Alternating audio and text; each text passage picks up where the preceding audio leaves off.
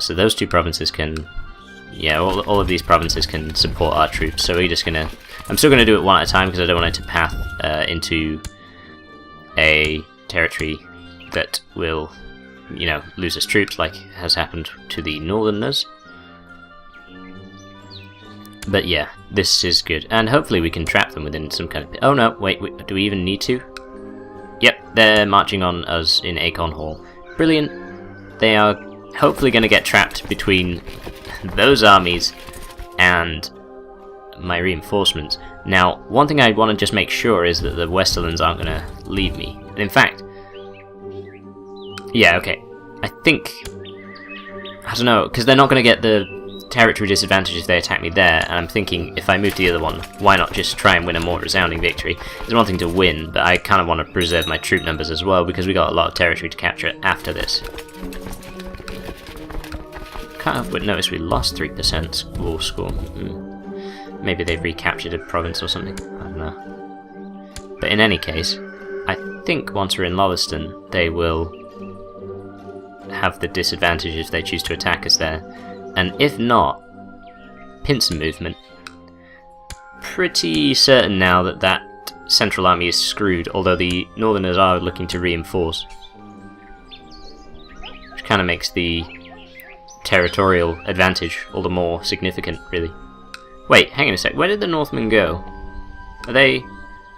Oh, they're there. Okay. That's odd. But we can attack them in Acorn Hall here. And if not, then we can attack them in Stony Sept here. Actually, no. I'm not sure about that one, because we would arrive in Stony Sept after they arrive.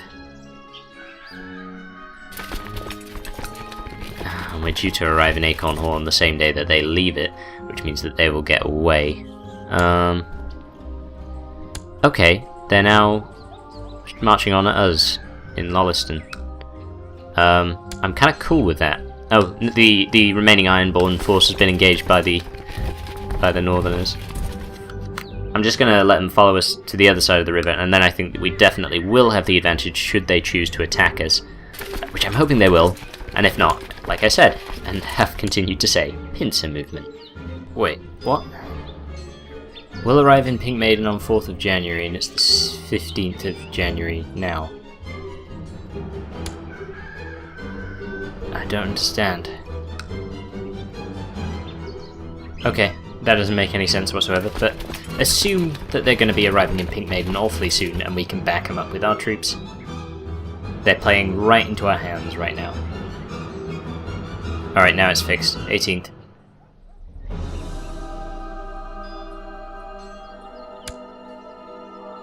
There we go. Perfect. Now to send another 20,000 men to back our troops up.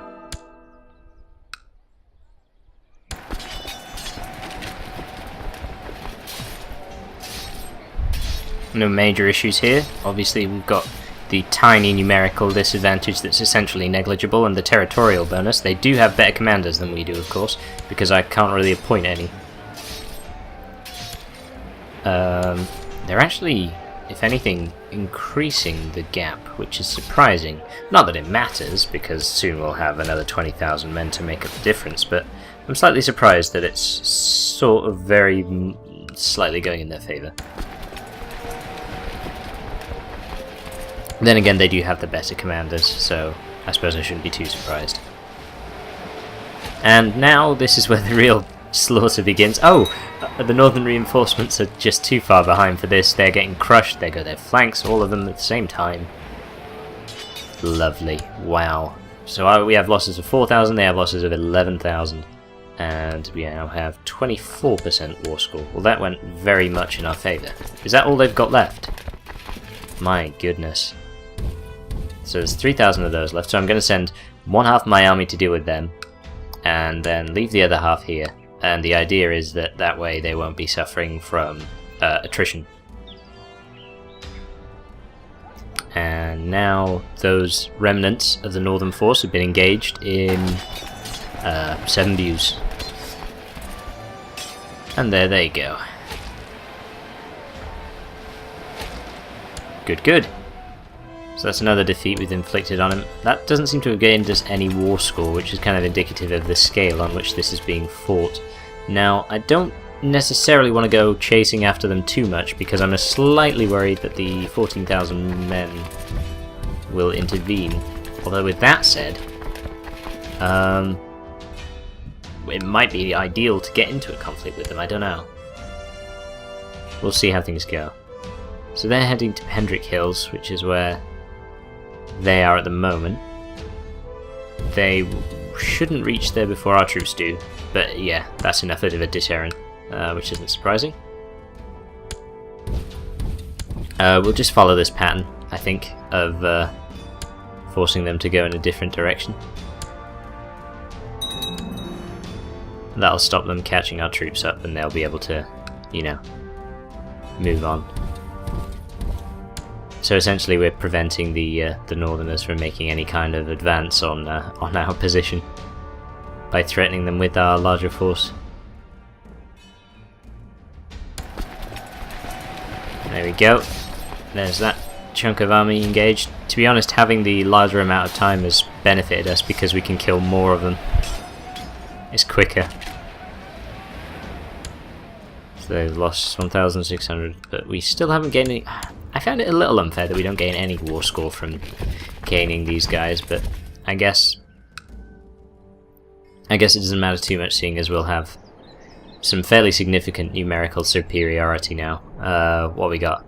They got about 18,000 men left, and we have, well, let's look, about 33,000. So, in theory, we outnumber them 2-1.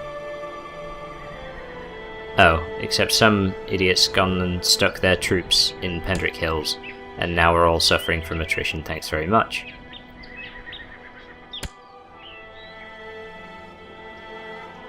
So they're heading for Brandstone. That's actually a great idea, because now we can attack them in Brandstone. And I don't think we'll have a penalty for the terrain, and I think it'll take too long, especially because of having to fight that army. Yes, it's they've not been left with any sort of choice in the matter, and soon, hopefully. Oh, a great warrior from the distance east is passing through King's Landing. We'll find him, whatever. And there we go. The rest of our troops have united, and we're pretty much annihilating them again. Here we go. I should have been watching the battle, really, but there we go. They've lost another 10,000 men. I'm a little frustrated at the fact that it doesn't seem to be listing this as a victory. Is it just because... Oh, it's because there was a tiny amount of troops from the Reach there. So they've decided that the entire army was from the Reach, and our efforts in destroying that army had nothing to do with our war against the Northerners, even though we killed thousands upon thousands of Northerners. So we didn't get any war score from that, because there was a small percentage of Reach troops who happened to arrive there first, or something like that. That's really annoying. Really annoying. Here we go, we can finally engage some northern troops that appear to just be the north, except this time there probably won't be enough of them for us to get credited with any sort of war score for it. Yep, sure enough, we didn't get anything from that. That is incredibly frustrating, and I'd say a flaw in the war score system as well.